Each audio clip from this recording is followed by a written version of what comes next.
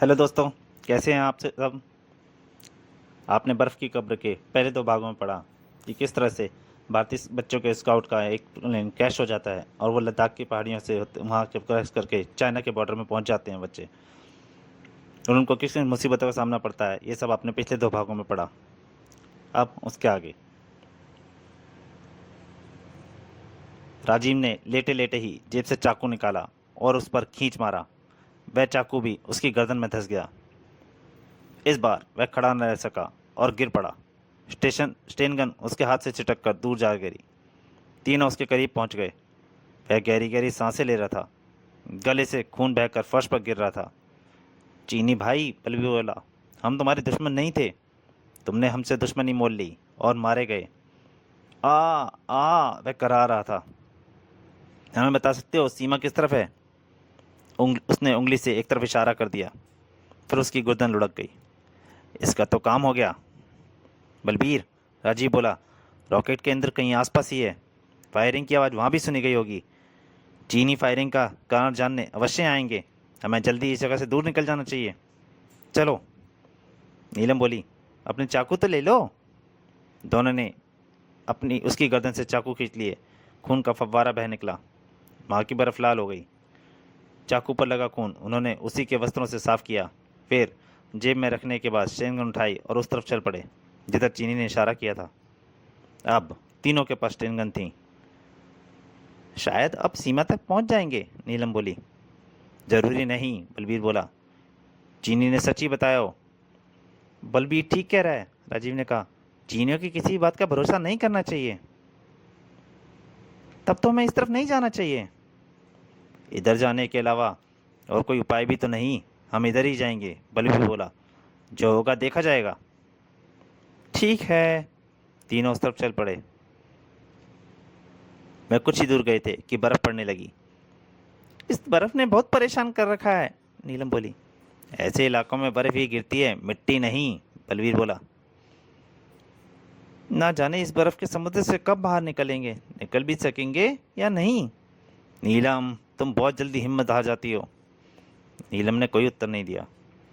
कुछ देर की खामोशी के बाद राजीव बोला, परिचारिका व पायलट, सह पायलट तथा नेविगेटर जो विमान के साथ ही नष्ट हो गए होंगे। यह भी तो हो सकता है वे बच गए हों। वह इस समय ढलान पर उतर रहे थे। छोटे बड़े पेड़ एक तरफ फैले हुए थे, दूसरी तरफ चट्टानें बिखरी हुई थीं। तभी उन्हें कुछ आवाज़ें सुनाई दी। तीनों चौंक उठे। ये आवाज़ें चीनियों की हैं, बलवीर बोला। हाँ, राजीव ने कहा। चीनियों की संख्या भी ज़्यादा नजर आती है। छुप जाओ।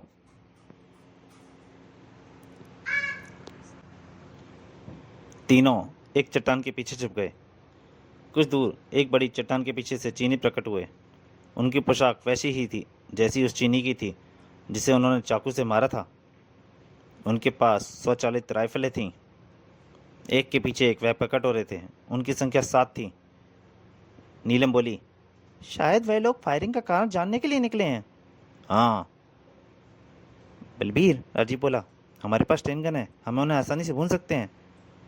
नहीं, हम अपनी जान बचाने के लिए हत्या करेंगे, वैसे नहीं।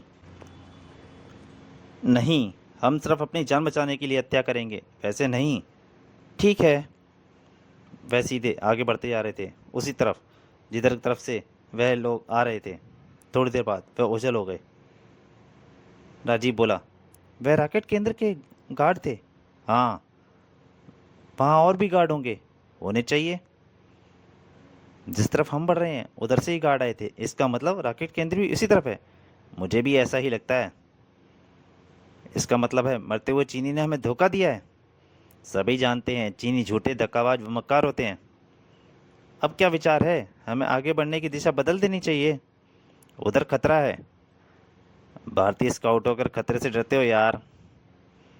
नहीं, लेकिन जानबूझकर खतरे में जाना भी तो ठीक नहीं। रॉकेट केंद्र का निर्माण भारत के विरुद्ध किया जा रहा है। युद्ध के समय वह रॉकेट केंद्र हमारे लिए खतरनाक साबित हो सकता है। तुम क्या करना चाहते हो? रॉकेट केंद्र को देखना जरूरी है, ताकि अगर हम वापस लौटते में सफल हो जाएं तो उच्च अधिकारियों को उसकी जानकारी दे सकें। युद्ध के समय वह जानकारी भारतीय फौजों के लिए काफ़ी काम आएगी।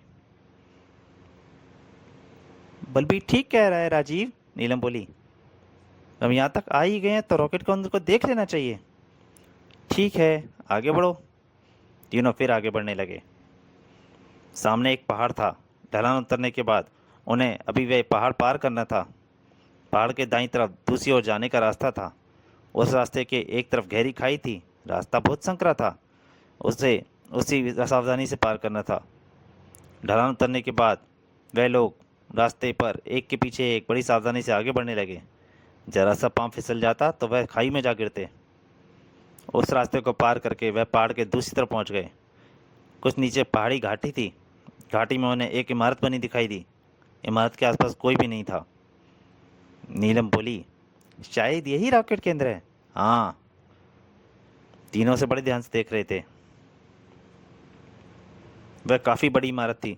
लकड़ी की बनी है या सीमेंट की, दूर से अंदाजा लगाना कठिन था। छतों पर बर्फ पड़ी हुई थी। राजीव बोला, अब हमें दिशा बदल देनी चाहिए। अभी नहीं।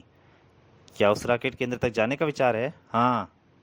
चीन ने पकड़ लिया तो हलवा बना देंगे। हम भारतीय हैं, भारतीयों का हलवा चीन नहीं पचा सकेंगे। बलवीर हंसता हुआ बोला, आगे बढ़ो।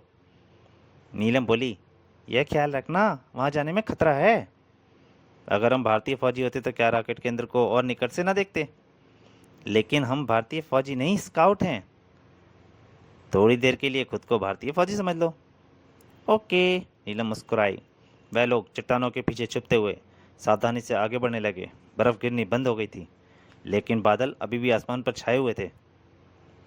बड़े होकर हमें फौज में भर्ती होना है, बलवीर बोला, इसलिए पहले ही थोड़ा अभ्यास कर लें। कहीं तुम रॉकेट केंद्र को तबाह करने का विचार तो नहीं कर रहे? काश हम ऐसा कर सकें। अगर हम भारतीय सीमा तक पहुंचने का रास्ता ना मिला तो हम ऐसा ही करेंगे, नीलम बोली। सोच लो, इसमें जान जाने का डर है। जब हम सीमा तक नहीं पहुंचेंगे तो अवश्य हमारी भी सीमा की तरफ से बर्फ़ की कब्र बन जाएगी। जब मरना ही है तो कुछ करके क्यों ना मरें। तो मेरी बहन, यह निश्चय है, हम सीमा तक नहीं पहुंचेंगे। क्यों? हम रास्ता भटक चुके हैं। मैं भी यही सोच रही हूँ। राजीव, तुम्हारा क्या विचार है? मैं तुम दोनों से अलग नहीं हूँ। तो ठीक है, अब हमारा एक ही काम होगा, रॉकेट केंद्र की तबाही। तीनों के चेहरों पर दृढ़ निश्चय झलकने लगा था। रॉकेट केंद्र के वह काफ़ी करीब पहुंच गए थे। अब उसकी इमारत स्पष्ट दिखाई दे रही थी। इमारत के 3 खंड थे। तीनों एक दूसरे से जुड़े हुए थे। एक खंड ने उन्हें हेलीकॉप्टर खड़ा दिखाई दिया। वह हेलीकॉप्टर रखने का गैराज था। शायद यही हेलीकॉप्टर हमें ढूंढ रहा था, नीलम बोली। हाँ, राजीव बोला। वह चट्टान के पीछे छुपे इमारत को देख रहे थे। शायद रॉकेट इमारत के पीछे फिट होंगे। शायद। यह भी तो हो सकता है अभी सिर्फ इमारत बनी हो, नीलम बोली। रॉकेट स्टैंड का निर्माण हो सकता है। राजीव, तुम हेलीकॉप्टर चला लेते हो? हाँ। मैं भी। अगर भागने का मौका मिला तो इसी हेलीकॉप्टर से भागेंगे। लेकिन सीमा किस तरफ है हमें मालूम नहीं। शायद तब तक इसका ज्ञान हो जाए। वे तीनों इमारत के काफ़ी निकट पहुंच चुके थे। तभी तीनों ने अपनी पीठ पर चुभन से अनुभव की। उनकी आंखों में भय जाग गया। हथियार फेंक कर तीनों हाथ ऊपर उठा लो, एक गुर्राता स्वर उभरा। तीनों ने एक दूसरे की तरफ देखा। आदेश का पालन करो वरना गोलियों से छलनी कर देंगे। बलबीर ने कनखियों से पीछे देखा। वे 4 चीनी थे। चारों के पास स्वचालित राइफलें थी। हथियार फेंक दो, बलबीर बोला। तीनों ने हथियार फेंक दिए। फंस गए, राजीव बोला। हाँ, वह 4 हैं, पूरी तरह से सतर्क। हम कुछ भी नहीं कर सकते। रॉकेट केंद्र को अंदर से देखने का मौका मिलेगा। तुम तीनों में से कोई गलत हरकत नहीं करेगा, चीनी गुर्राया। अबे जहाँ ले चलना है ले चल, बकवास मत कर, बलबीर गुर्राया। चलो। वह उन्हें राइफलों के ठेलते हुए इमारत के बरामदे में ले गए। वहाँ पहले से एक चीनी खड़ा था। कॉमरेड, कमांडर से कहो हम 3 भारतीयों को पकड़ कर लाए हैं। वह चीनी अंदर चला गया। थोड़ी देर बाद लौटा और बोला, इन्हें अंदर ले चलो। तीनों को अंदर ले जाया गया। वह काफ़ी बड़ा कमरा था। कमरे में रोशनी हो रही थी। कुछ कुर्सियाँ, पलंग व कमरे बिछे हुए थे। दाईं तरफ दीवार में फायरप्लेस था जिसमें आग जल रही थी। फायरप्लेस के पास एक चीनी बैठा था। वर्दी से वह कमांडर रैंक का अफसर नजर आता था। उसकी उंगलियों में सिगरेट दबी हुई थी। एक कश लगाने के बाद उसने सारा धुआं उगला, फिर पूछा, तो तुम लोग भारतीय हो? कमांडर, बलबीर बोला। तुम्हारी आंखें कमज़ोर हैं क्या? चश्मा लगवाओ। क्या मतलब? अंधों को भी नज़र आता है हम भारतीय हैं। बहुत तेज हो। हम भारतीय तेज होता है सर। इनके पास 3 चेन गन थी। तीनों के पास? हाँ। इसका मतलब इन्होंने 3 फौजियों का कत्ल किया है? हाँ। क्यों भारतीय, क्या यह सच है? अपनी जान बचाने के लिए किसी को मारा जाए तो कत्ल नहीं कहलाता। कानून भी जानते हो? हम बहुत कुछ जानते हैं। यहाँ जासूसी करने आए हो? हम भारतीय स्काउट हैं, जासूस नहीं। तुम लोगों का विमान क्रैश हो गया था, जब जानते हो तो पूछते क्यों हो? पहले हमने सोचा था तुम लोगों को भारत वापस भेज देंगे, अब तो कुछ और सोचना पड़ेगा। क्या? समय आने पर मालूम हो जाएगा। नीलम ने पूछा, इस रॉकेट केंद्र के तुम ही इंचार्ज हो? कमांडर चौंका, फिर उठकर खड़ा हो गया और नीलम के पास आकर पूछा, लड़की तुम्हें कैसे मालूम ये रॉकेट केंद्र है? तुम्हारे एक चीनी सैनिक के भूत ने आकर बताया था। काफ़ी तेज हो। मैं भी कम तेज नहीं हूँ कमांडर, चाहो तो मेरे साथ दौड़ लगा कर देख लो। तुम लोगों को यहाँ डर नहीं लग रहा? हम भारत के भावी फौजी हैं कमांडर, फौजी किसी से नहीं डरते। खतरनाक भी हो कैप्टन, इन्हें भी इनके साथियों के साथ बंद कर दो। अलग नहीं, इनके साथियों के साथ, क्योंकि मेरा विचार है पिकिंग का फैसला भी वही होगा जो मेरा है। ले जाओ। साथियों के नाम पर तीनों एक दूसरे की तरफ देखने लगे। उनके कुछ साथी भी वहाँ कह दें। कमांडर की बात से उन्हें ऐसा ही आवाज़ मिला था। वे कमांडर के कमरे से बाहर आ गए। बलबीर ने पूछा, कैद खाना किधर है मोटे? वहीं ले चल रहा हूँ, लेकिन तुम मुझे मोटा नहीं कहोगे तो फिर क्या कहूँ? मैं तो बहुत पतला हूँ। तो तुम्हारा साथी मोटा है? हाँ, ज़्यादा खाने खाने से चर्बी चढ़ गई है, जबकि वे सिंगल हड्डी है। तीनों हंस पड़े। मोटा गुर्राया, खामोशी से आगे बढ़ो। वे इमारत के पिछले हिस्से में आ गए थे। सामने ही काफ़ी ऊंचा स्टैंड था, ठोस लोहे का। उसके ऊपर लोहे की चादर पड़ी थी, इसलिए वह स्टैंड बर्फ से सुरक्षित थी। पतले, बलबीर ने पूछा, यह स्टैंड कैसा है? तुमने मुझे पतला कहा तो सीधा गोली मार दूंगा। मोटा कहूँ? मोटा इस कैप्सूल कैप्टन को कहना, मुझे कैप्टन चुंग कहो। ठीक है कैप्टन चुंग। यह ऊंचा स्टैंड क्या वाला है? यह भारतीयों के पूछने की चीज़ नहीं है। तो क्या चीनी नंगे होकर कबड्डी खेलते हैं? नहीं। उल्लू के तो उल्टा लग सकते हैं। नहीं, झक मारते हैं। हाँ। तो फिर एक बार झक मार कर दिखाओ। जिस दिन इस पर रॉकेट फिट होगा उस दिन सारा भारत झक मारेगा, तब तो ये रॉकेट स्टैंड है। हाँ। इसका मुंह भारत की तरफ है, ये तो किस समय हम भारत को बर्बाद कर देंगे। तो क्या उसी तरह भारत की सीमा है जिस तरफ स्टैंड है मुंह है? हाँ। तीनों के चेहरे पर खुशी की चमक उठी। कैप्टन चोंग जी हमेशा भारत से दोस्ती की ढोल पीटते हैं। नीलम बोली, फिर ये दुश्मनी की नींव किस लिए? यह चीन की नीति है। जब तक चीन भारत का चप्पा चप्पा हासिल कर नहीं लेगा, युद्ध होता ही रहेगा। यानी चीनी पीठ में छुरा अपने माहिर हैं, कुछ भी कह लो। रॉकेट कैन से कुछ दूर एक इमारत है, उसमें क्या है? उसमें हमारे बहुत बड़ा हाल है, उसमें विस्फोटक पदार्थ भरे हैं, टाइम बम मैगजीन। हमारा कैद खान किधर है? उसी के साथ एक कमरा बनाया है, वहीं तुम लोगों का कैद खाना है।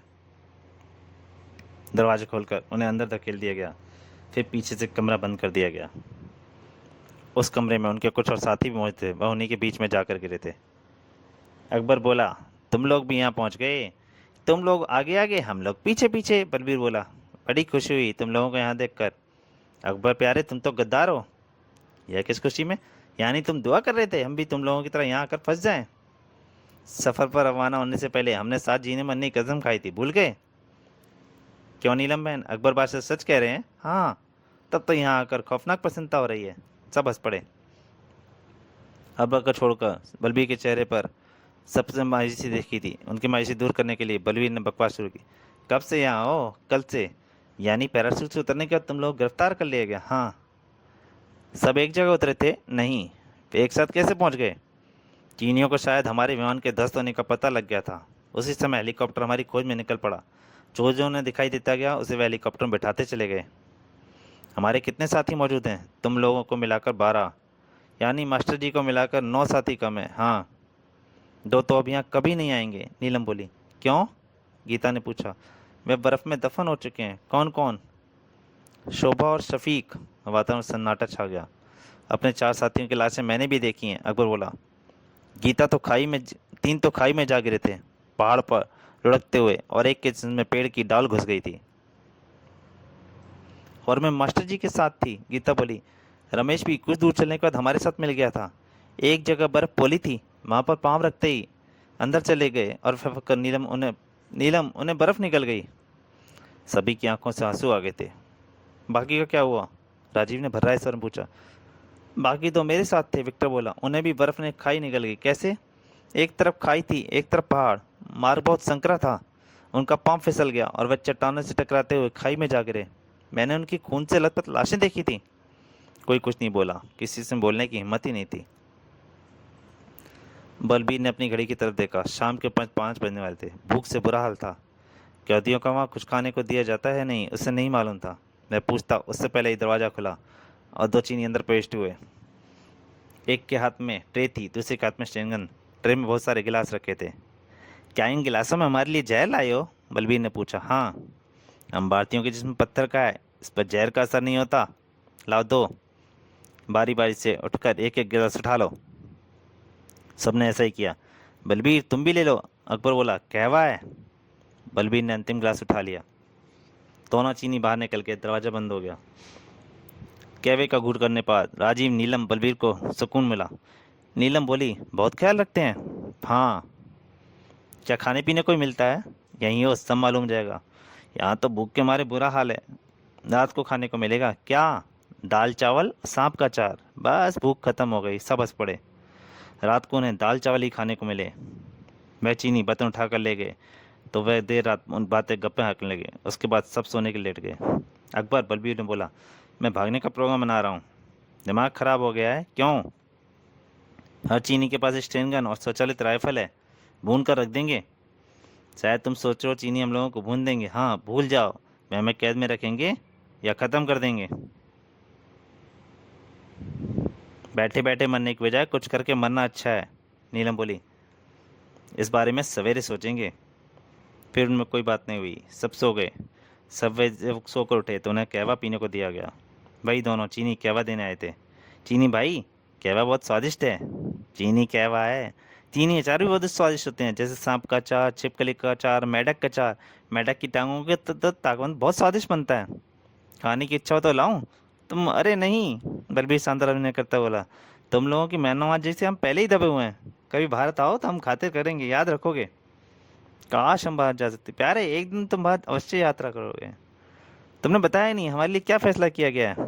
पीकिंग का आदेश है, तुम सबको गोलियों से उड़ा दिया है। क्यों? क्योंकि तुम लोग यहाँ की काफ़ी जानकारी प्राप्त कर चुके हो। भारत सरकार पूछेगी तो क्या जवाब दोगे? बहुत आसान है, कह देंगे बर्फ में सबकी कब्र बन गई। इस तरह लाशें वापस करने की जरूरत ही नहीं पड़ेगी। तुम्हारे आका बहुत बुद्धिमान है। हाँ, तभी तो पड़ोसी राज्य की जमीन हड़प जाते हैं और कोई कुछ भी नहीं कर पाता। वे दोनों हंस पड़े। हमें खत्म कब किया जाएगा? आज रात को। वह रात भी नहीं आएगी, बलबीर बताया। दोनों चीनी चले गए। अकबर, अब क्या विचार है? या तो मर जाओ या तीनों को मारकर यहाँ से निकल जाओ। साथियों, क्या तुम लोग भी तैयार हो? हाँ, सब एक स्वर बोले। कुछ देर की खामोशी के बाद बलबीर ने पूछा, लेफ्टिनेंट जाने का क्या प्रबंध है? थोड़ी देर बाद सबको हाथ का लेफ्टिनेंट ले लिया जाएगा, बलबीर ने बोला। अकबर ने बताया। मैदान में? नहीं, 15 लेफ्टिनेंट एक साथ बनी है। वहाँ पहरेदार भी रहते होंगे। हाँ, 4 पहरेदार। चारों के पास स्टेन गन होती हैं। हमारा अभियान लेफ्टिनेंट जाने के समय से शुरू होगा। क्या करना चाहते हो? उन चारों की स्टेन गनें हमें अपने कब्जे में करनी है। जब मैं सीटी बजाऊं उन पर आक्रमण कर देना। 4 स्टेन गन से हम रॉकेट पे कब्जा करने में सफल हो जाएंगे, वह हमारा पहला कदम होगा। दूसरा, उस हॉल पर कब्जा करना जिसमें असला बारूद रखा है। उसके बाद रॉकेट केंद्र पर तबाही और बर्बादी का दृश्य उपस्थित होगा। फिर हेलीकॉप्टर पर कब्जा करने के बाद हम उड़ जाएंगे। बिल्कुल ठीक। हम इसमें कितना सफल होते हैं ये तो समय बताएगा। सफलता हमें अवश्य मिलेगी, लेकिन कुर्बानी देकर। भारत की स्वतंत्रता के लिए बहुत कुर्बानियाँ देनी पड़ी थी। कुर्बानी के लिए स्वतंत्रता प्राप्त नहीं होती बिना कुर्बानी के। बलबीर ठीक कह रहा है, राजीव बोला। सब उन्हीं की तरफ देख रहे थे। तुम तैयार हो? बलबीर ने पूछा। हाँ, सब ने एक स्वर में उत्तर दिया। कुत्ते की मौत मरने की बजाय स्वतंत्रता प्राप्ति के लिए लड़ते हुए मरना पसंद करेंगे। उसके थोड़ी देर बाद ही दरवाजा खुला। 4 चीनी अंदर प्रविष्ट हुए। बलबीर ने पूछा, अब किस लिए आए हो चीनी भाइयों? तुम लोग इस समय लेटने जाना पसंद करोगे? हम तो इसी का इंतजार कर रहे थे, अकबर बोला। चलो, कतार ना करे, एक करके बाहर निकलो। कतार बनाकर वे एक एक करके बाहर निकले। बलबीर ने नोट किया वह उस तरफ बढ़ रहे हैं जिधर असला बारूद जमा है। वहाँ एक पहरेदार खड़ा था। तभी उन्होंने मेजर रैंक के एक चीनी को असला बारूद हॉल में बढ़ते देखा। दीवार में एक सफ़ेद बटन लगा था। उसने जैसे ही बटन दबाया दीवार में दरवाजा उत्पन्न हो गया। वह अंदर प्रविष्ट हो गया। बलबीर की आंखें चमक उठीं। एक लाइन से लकड़ी की लैट्रिन बनी थी जिसकी छत टीन की बनी थी। वह सब अलग अलग लैट्रिन में चले गए। थोड़ी देर बाद राजीव बाहर निकला। चारों चीनी बाहर खड़े थे, हाथों में स्टेन गन लिए। ऊपर खड़े हो जाओ, हाथ उठाकर कैप्टन चुंग ने कहा। मुझे अपनी बैरक में जाने दो। जब सब बाहर आ जाएंगे तो कतार बनाकर वापस लौटना होगा। राजीव ने हाथ उठा लिए। उसके बाद नीलम व गीता बाहर निकली और कतार में खड़ी हो गई। फिर धीरज सादिक बाहर आए। वे चारों कभी लैट्रिन की तरफ कभी उनकी तरफ देखते थे। बलबीर उन्हें बड़े ध्यान से देख रहा था। इस बार उन्होंने जैसे ही लैट्रिन की तरफ देखा बलबीर ने सीटी बचाई और इसी के साथ कैप्टन चुंग पर छलांग लगा दी। दोनों नीचे गिर पड़े। तीनों में से कोई कुछ समझता उससे पहले ही राजीव, अकबर, सादिक ने तीनों पर छलांग लगा दी। वह लोग भी फर्श पर लुढ़क गए। इसके बाद बाकी सब उन पर टूट पड़े। बड़ी आसानी के साथ उनसे स्टेन गन छीन ली गई। तुम चारों एक लाइन में खड़े हो जाओ और मुंह दूसरी तरफ करके हाथ उठा लो। उन्होंने तुरंत आदेश का पालन किया। बलबीर ने इशारा किया और फिर चारों स्टेन गनों के हत्थे उनके सिर पर पड़े। चारों चीखें मारकर वहीं ढेर हो गए। बलबीर के साथ बाकी सब हॉल की तरफ भागे। उसी तरफ खड़ा पहरेदार चीखें की आवाज़ सुनकर लैट्रिन की तरफ भागा था। भारतीयों को अपनी तरफ बढ़ते देख बुरी तरफ बौखला गया। वह फायरिंग करता उससे पहले ही बलबीर की स्टेन गन गरजी, तड़ तड़ तड़। वह वहीं ढेर हो गया। 5 स्टेन गन भी उन्होंने कब्जे में कर ली। हॉल का दरवाज़ा बंद था जिसका मतलब था मेजर वापस जा चुका है। सब आड़ में हो जाओ, बलबीर चिल्लाया। दुश्मन हम पर हमला करेंगे। सब आड़ में हो गए। तभी बड़ी इमारत में कुछ चीनी दिखाई दिए। उनमें कमांडर भी था। फायर, बलबीर बोला। सबकी स्टेन गन को रोड तड़ तड़ तड़। कुछ चीनियों को उन्होंने गिरते देखा। बलबीर, अकबर बोला, बाकी लोग को भी स्टेन गन मिल जाए तो अच्छा होगा। मिल जाएंगी। हमें एक्स्ट्रा मैगजीन की आवश्यकता होगी। प्रबंध हो जाएगा। तभी चीनियों की तरफ से फायरिंग हुई। तड़ तड़ तड़ तड़। सादिक, तुम मेरी स्टेन गन संभालो, मैं स्टेन गन में एक्स्ट्रा मैगजीन का प्रबंध करता हूँ। सादिक ने बलबीर की स्टेन गन संभाल ली। बलबीर चीनियों की फायरिंग से बचता हुआ हॉल की तरफ बढ़ने लगा। उनको भी अपने पीछे आने के लिए कहा था जिनका स्टेन गन नहीं थी। फायरिंग दोनों तरफ से हो रही थी। बलबीर ने दीवार पर लगा बटन दबा दिया। दीवार में एक दरवाजा उत्पन्न हो गया। सब अंदर प्रविष्ट हो गए। अंदर छोटी बड़ी तरह तरह की पेटियां रखी हुई थीं। इन पेटियों में टाइम बम रखे होंगे, ढूंढो। सब पेटियों को खोलने लगे। विक्टर चीखा, बलबीर टाइम बम। सब उसके पास आ गए। उस पेटी में 1 दर्जन टाइम बम मौजूद थे। बलबीर बोला, घड़ी में क्या समय हुआ है? 8। 8:30 का समय सेट करके अलग अलग जगहों पर रख दो। ये आधे घंटे बाद फटने चाहिए। ऐसा ही किया गया। टाइम सेट करने का उन्होंने हॉल में एक जगह रख दिया गया। अब एक स्टेन गन उठाओ और बाहर चलो। फालतू मैगजीन व हैंड गन लेना मत भूलना। बलबीर के आदेश का पालन किया गया। वह लोग बाहर आ गए। अब सबके पास स्टेन गन थी, फालतू मैगजीन थी और हैंड ग्रेनेड भी थे। बाहर अभी भी दोनों तरफ से फायरिंग हो रही थी। नीलम ने पूछा, बलबीर टाइम बमों का प्रयोग किया? हाँ, आधे घंटे बाद यानी 8:30 बजे फटेंगे। ठीक है। अब हमें किस तरह मैगराज की तरफ बढ़ना है जहाँ हेलीकॉप्टर खड़ा है? उस पर कब्जा किए बिना हम यहाँ से नहीं निकल सकते। पहले इन चीनियों से तो निपट लो। तर तर तर तर। तभी सादिक के सिर में गोलियां घुसती चली गईं। खून से लथपथ वहीं ढेर हो गया। सादिक, बलबीर चीख उठा। खुदा हाफिज मेरे दोस्त। उसके कंठ से हल्का स्वर हुआ। फिर उसका सिर एक तरफ लुढ़क गया। बलबीर की आंखों में खून उतर आया। एक भी चीनी जिंदा नहीं छोड़ूंगा, बलबीर कुर्राया। फिर उसने हैंड ग्रेनेड बरामदे की तरफ उछाल दिया। भड़ाम। एक तेज धमाका हुआ। कई और हैंड ग्रेनेड बरामदे की तरफ फेंके गए। बरामदे के बाद धुआं ही धुआं हो गया। दुश्मन की तरफ से फायरिंग बंद हो गई। बलबीर, राजी बोला, लगता है इस मोर्चे का सफाया हो गया है। हाँ, अब गैराज की तरफ बढ़ो। सावधानी से, छिपा हुआ दुश्मन वार कर सकता है। सब आड़ में होकर सावधानी से गैराज की तरफ बढ़ने पड़े। अभी वह कुछ ही दूर गए थे कि दुश्मन की तरफ से फायरिंग होने लगी। रीता व दिनेश चीख मारकर ढेर हो गए। गोलियां उनके जिस्म में घुसती चली गईं। बलबीर, अकबर भर्राए स्वर में बोला, हमारे 2 और साथी काम आ गए। हाँ, इसके बाद ना जाने कितनी बारी है। वह लोग वीर गति को प्राप्त हुए हैं। हमें इस पर गर्व होना चाहिए। हम गर्व के बिना कुछ और कर भी नहीं सकते। हम इनके कातलों को ख़त्म कर सकते हैं। जिस तरफ से फायरिंग हुई थी वे लोग उस तरफ फायरिंग करने लगे। सबकी स्टेन गन कर रहे थे। अपने साथियों की मौत देखकर सभी पागल हो गए थे। इसका चीनियों ने मोर्चा संभाला था, दूसरी तरफ से बनाया था। साथियों, हैंड ग्रेनेड को इमारत से तबाह कर दो, बलबीर उत्तेजित स्वर में बोला। फिर उसने एक हथगोला इमारत की तरफ उछाल दिया। भड़ाम! इमारत का एक एरिया ध्वस्त हो गया। फिर तो इमारत पर हैंड ग्रेनेड बरसने लगे। धड़ाम धड़ाम! देखते ही देखते इमारत मलबे का ढेर बन गई। सामने के बरामदे में चीनियों की लाशें बिछी हुई थीं। चीनियों का दूसरा मोर्चा भी भारतीय स्काउट ने तबाह कर दिया था। सब गैरेज की तरफ बढ़ रहे थे। गैरेज में हेलीकॉप्टर मौजूद था। गैरेज तक वह बड़ी आसानी से पहुंच गए। बलबीर, नीलम बोली, लगता है सभी चीनी मारे गए हैं। शायद, राजीव बोला। बलबीर, हेलीकॉप्टर को गैरेज से बाहर कैसे निकालेंगे? छत हटानी पड़ेगी। मेरा विचार है छत हटाने के लिए अवश्य कोई बटन होगा। सब उस बटन को ढूंढो। थोड़ी देर बाद ही एक बटन मिल गया, जिसके दबाते ही छत ऊपर उठती चली गई। साफ आसमान दिखाई देने लगा। चले, अब सब हेलीकॉप्टर में बैठ जाओ, बलबीर ने आदेश दिया। स्काउट हेलीकॉप्टर में चढ़ने लगे। राजीव, तुम हेलीकॉप्टर चलाओगे, लेकिन तुम ऊपर तो आओ। तुम लोग चढ़ो, मैं भी आता हूँ। राजीव व नीलम भी हेलीकॉप्टर पर चढ़ गए। बलबीर, नीलम बोली, तुम भी आ जाओ।